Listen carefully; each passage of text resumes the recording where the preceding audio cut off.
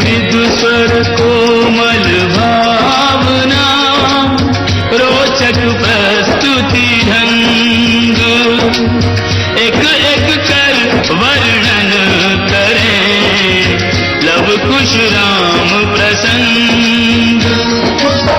विश्वामित्र महामुनि राई जिनके संग चले जो भाई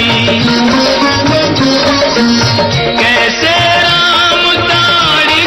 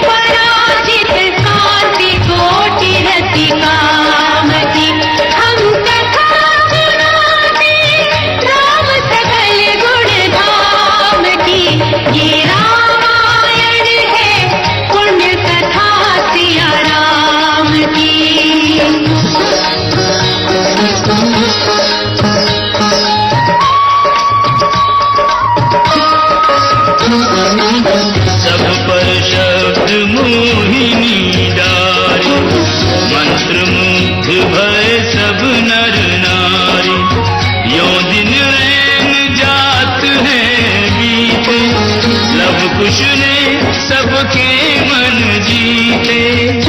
वनगमन, सीता हरण, हनुमत मिलन, लंका दहन, रावण मरण, अयोध्या पुनरागमन। सविस्तार सब कथा सुनाई, राजा राम भये रघुराई। राम राज आयो सुखदाई, सुख समृद्धि श्री घर घर आई।